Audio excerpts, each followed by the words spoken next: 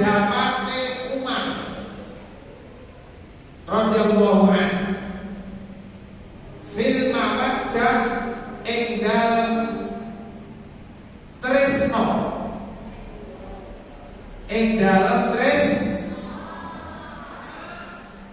wa min halan iku setengah saking adabil isra wa min halan iku setengah saking adabil isra qaul Umar utawi dawe Umar qaul Umar utawi dawe Umar ibnul Khattab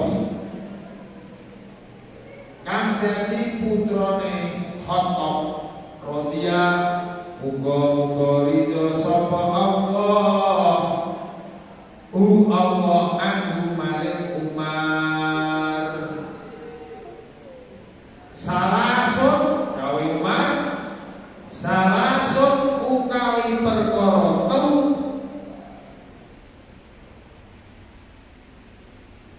iku yusfina murneake iku murneake apa salas iku yusfina murneake sofa bersih murneake apa salas laka maring sira murneake wudha akhika ing demen sedulur sira ing demen sedulur sira rupane salah yusfina perkara yusfi salah yusfina laka mudafika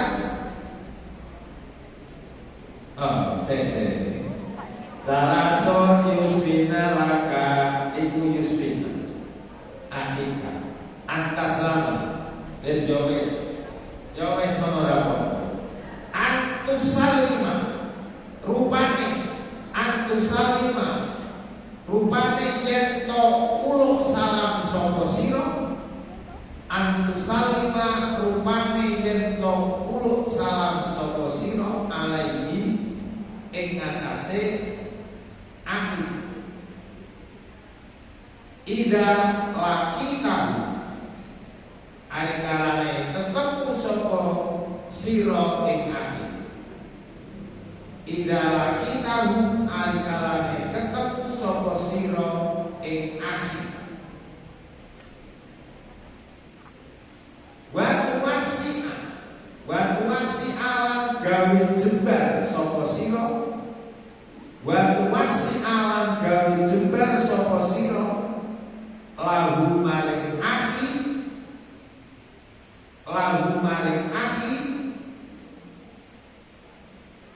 fil majlisi ing dalem gon lungguh fil majlisi ing dalem panggon lungguh wa tad'uhu lan ngundang sapa sira ing akhi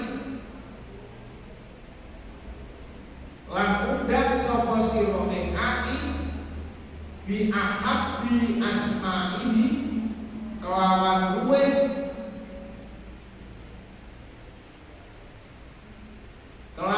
luwe demenake piro-piro asmane akhi kelawan luwe den demenine piro-piro asmane akhi jenenge akhi den demeni luwe demeni ilahi munggo akhi ilahi maring akhi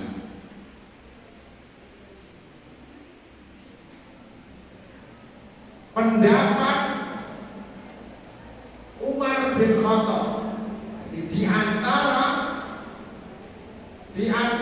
ada pergaulan adalah apa yang disampaikan oleh pendapat Umar bin Khattab. Apa itu? Umar mengatakan ada tiga hal yang menunjukkan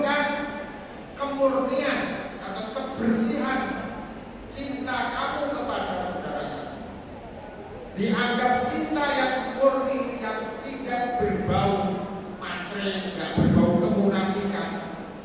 Itu ada 3 paling tidak indikasinya. Pertama apa? Ketika bertemu sampaikan salam. Assalamualaikum. Assalamualaikum. Assalamualaikum. Gampang salam itu juga bagian dari indikator bahwa kita memang senang, benar-benar murni berkunjungannya salam. Kok sholat saja, sholat itu ditutup dengan salam ke kanan, salam ke kiri. Nanti koi, kalau itu tanya-tanya lawamu salam, assalamualaikum warahmatullahi wabarakatuh. Ya kalau jamaah, berarti kita pertama yang kalau kita misalkan imamnya di sini, kalau misalnya berarti salam pertama, assalamualaikum nyalami koncone sendiri. Nah, benar salam. Kemudian salam ini jawab salame imam. Diniati untuk dan itu pakai surat dewi, bukan dikacani nyalami malaikat. Ya, karena kita di kanan kiri ada malaikat.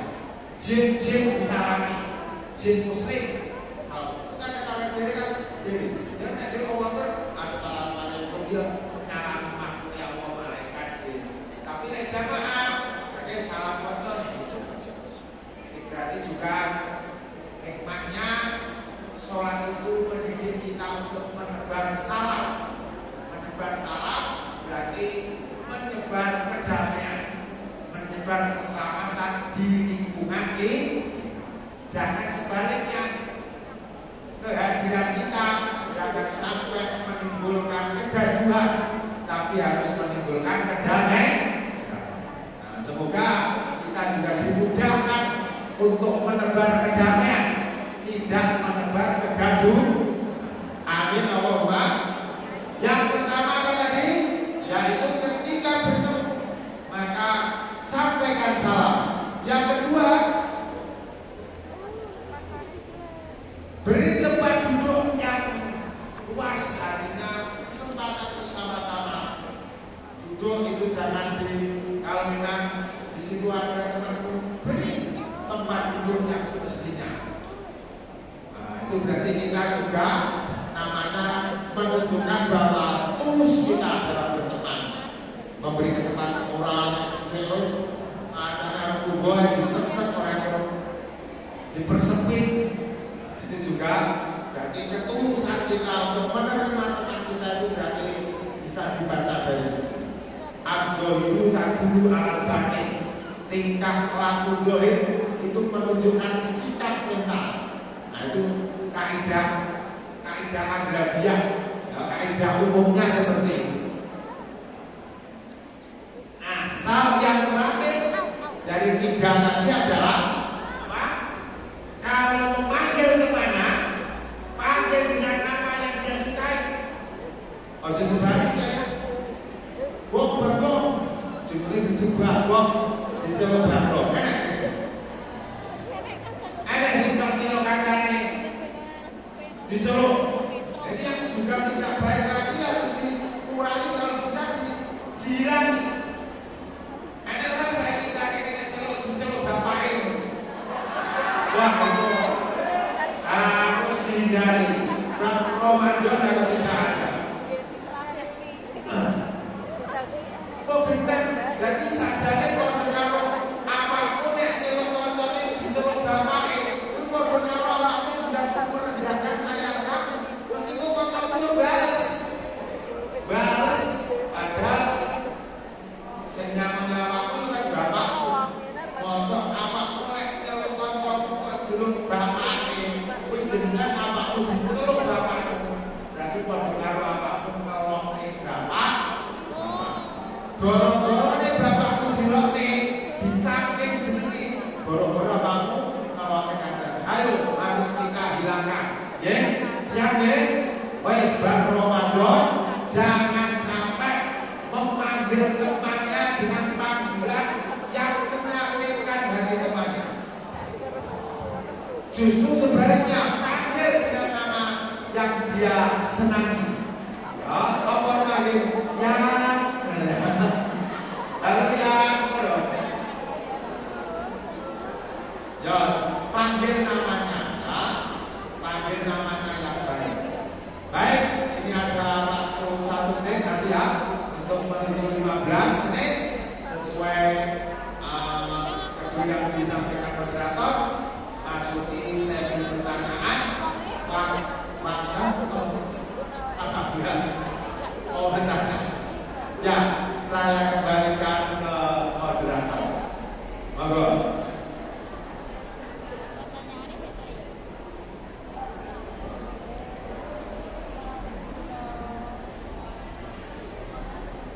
Baik, sekarang masuk pada waktu sesi tanya jawab. Langsung saja bagi yang ingin bertanya, silakan maju.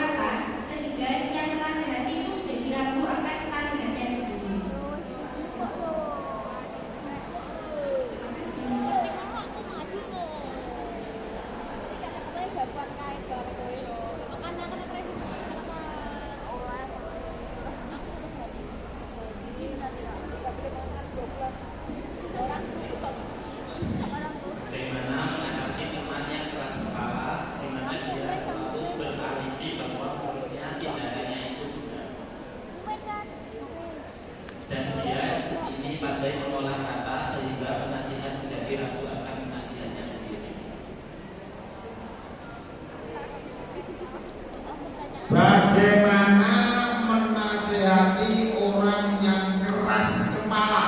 Oh, ada.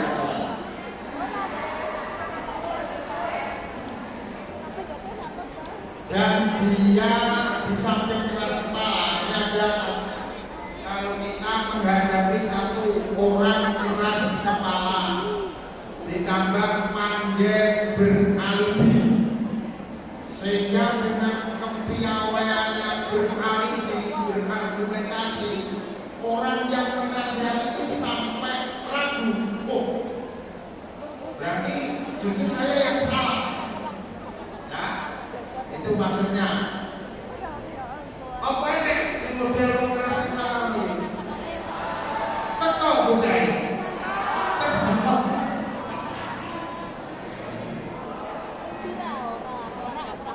Ya, nah inilah satu.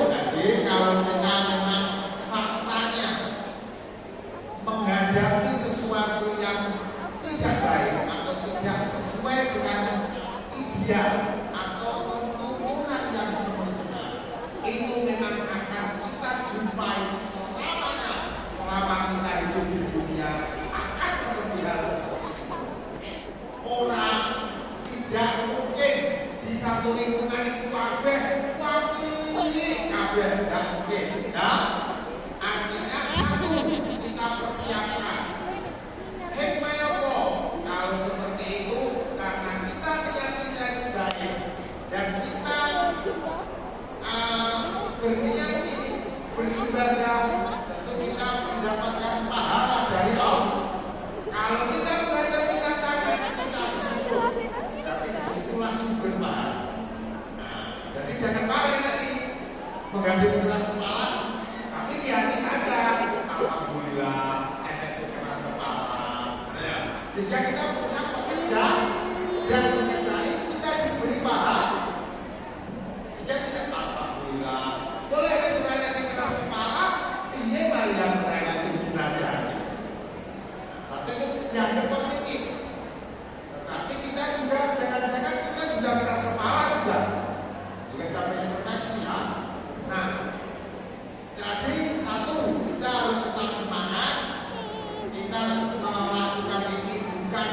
yang mereka dapat berubah itu urusan Allah. Yang penting kita menyampaikan. Rasulullah saja bahwa arsalnaka ilal balad. Rasul kami saya perintah sebagai penyampai, tidak untuk berubah. Yang bisa berubah Allah Subhanahu. Selesai sudah. Satu itu dipersiapkan mental kita bahwa menghadapi keras kepala, menghadapi situasi apapun yang tidak sesuai yang kita inginkan, kita tidak boleh putus. Bagaimana cara keras kepala? Ya, dengan tadi ini kalau di metode dakwah ada 3. Satu, untuk ila sabili rabbika bil hikmah. Ya, dengan hikmah, dengan kebijaksanaan. Bil hikmah wal mau'izatil hasanah, dengan cara mau'izah hasanah. Yang ketiga, bil mujadalah, dengan diskusi, dengan argumentasi yang lebih baik. Kalau dia mau diskusi, maka kita juga mempunyai alasan yang lebih baik. Kalau kita menghadapi orang pun selalu mempunyai argumen baik, sehingga dia bisa membenarkan sesuatu yang tidak benar, maka kita di samping ini harus kita siapkan materi yang masalah hidup secara mendalam. Kalau kita belum mampu, berarti jangan kami diskusi. Kayak kita diskusi, kita belum mampu dan kita memang bukan manusia. Hikmah dia dengan mendoa, dengan keputusan doa, dengan semangat kita, insya Allah Allah yang akan merubah nanti teman kita. Asalkan kita dengan niat yang tulus. Jangan apa-apa ya. Saya kira itu solusinya ya. Bisa. Baik. Saya kembalikan ke moderator.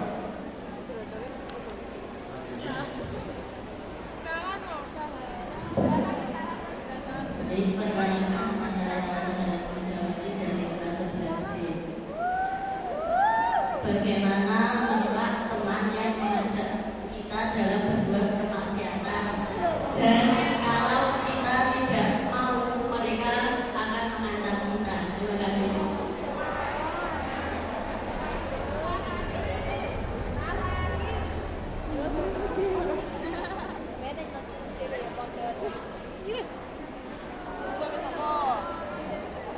Nah, ini juga sesuatu yang sangat penting kita hadapi. Kita dihadapi dilema. Satu, perbuatan itu jelas perbuatan jelek, tapi kita dalam kondisi dipak. Maka inilah solusinya kalau kita belajar solusi King. Ada namanya akhofud dorong. Nah, bahaya harus dihindari. Maka kita harus bisa memilih bahaya yang lebih sedikit. Tentu ini pertanyaan sangat umum. Kalau kita dalam kondisi dipaksa, kalau kita tidak melakukan itu juga ada bahaya yang lebih besar. Maka untuk sementara kita bisa melakukan itu dengan memastikan bahwa itu dampaknya lebih ringan daripada kita menghindar. Nah, itu seperti itu ya. Jadi kita diajak teman, teman kita mengajak sesuatu yang jelas bertentangan dengan syariat, tetapi kita dalam kondisi dipaksa. Nah, dalam tanda kutip konteks semacam ini dibenarkan melakukan sesuatu yang dianggap tidak benar, tetapi dengan alasan menghindar dari perkara yang lebih buruk, misalkan sampai diancam, sampai menimbulkan kematian, boleh dijatuhkan, tuh awal sampai dan kita cocok pas melaki sana di pantai ini, wes mobil menghindar dari kematian itu mobil, tetapi itu dilakukan dalam kondisi darurat, sehingga kita tidak boleh mendaruratkan diri. Aku ancaman jatuh, bocor, begini. daruratkan diri dan darurat itu tidak boleh dipermainkan. Artinya tidak boleh, harus dilakukan sesuai kadarnya. Ya, harus kalau itu tadi ada kaidah fikih ya.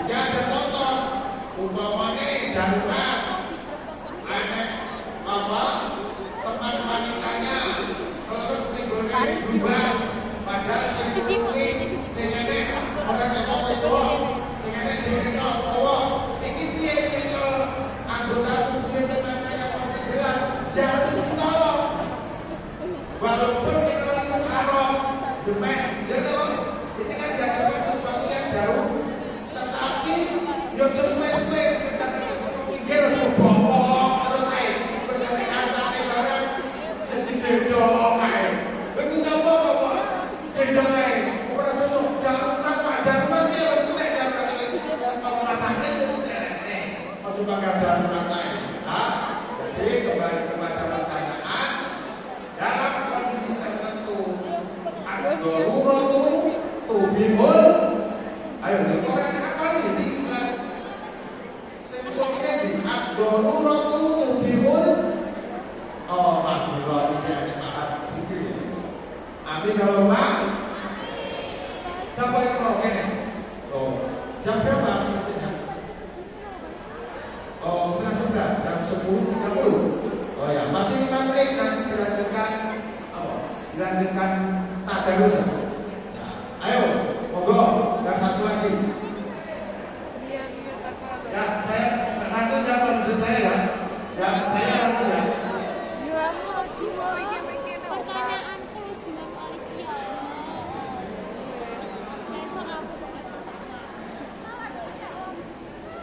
Baik, untuk perkenalkan nama saya Dian Sunjana dari kelas 11A.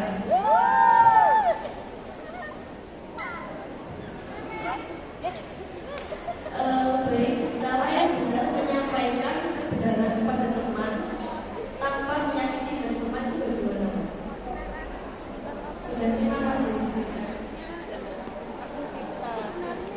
Alhamdulillah ini kaitan dengan nasihat satu pertanyaan jadi ini sangat kondisional ya jadi hal-hal ini cara ini pokoknya rumusnya satu bagaimana teman kamu tidak tersinggung kata-katanya yang baik tunjukkan kamu tidak menghubungi ya dan secara umum jangan dilakukan di depan banyak orang kamu secara pribadi cari tempat yang sesuai dan tidak lupa tentu dengan niat yang tulus. Jadi ya, saya kira kembali mengingatkan kita pentingnya nasihat dan kita harus berhati-hati jangan-jangan nasihat itu justru menimbulkan luka yang lebih mendalam dan justru tidak produktif artinya dia kalau kita keras ada keju dia akan melakukan tindakan yang lebih jahat dari yang semula ya memang harus berhati-hati itulah yang namakan nasihat yang tadi ditanyakan jadi usahakan tidak menyinggung temui secara pribadi jangan di depan umum dan tunjukkan bahwa kamu bukan dalam rangka bui tapi benar-benar menjadi kebaikan untuk teman kamu walaupun kebaikan itu mungkin tidak sesuai nafsu atau keinginan teman kamu. Secara umum sudah saya sampaikan tadi metode mengajar ada 3 lihat direktoratnya bila sabirobika bil hikmah dengan hikmah kebijaksanaan wal mau'izati hasanah dengan kata-kata yang baik wal mujadalah bisa saja dengan diskusi dengan debat tapi debat yang dengan argumentasi yang lebih baik dengan cara-cara yang tidak. Saya kira itu untuk sesi kedua kurang 2 menit kita serahkan kepada moderator untuk sesi pembacaan kitab Adab Musra hari ini kita cukupi sampai di sini dulu kita lanjutkan pertemuan berikutnya semoga diberikan keberkahan dan kurang lebihnya mohon maaf. Wallahul muwaffiq ila aqwamit thoriq. Wassalamualaikum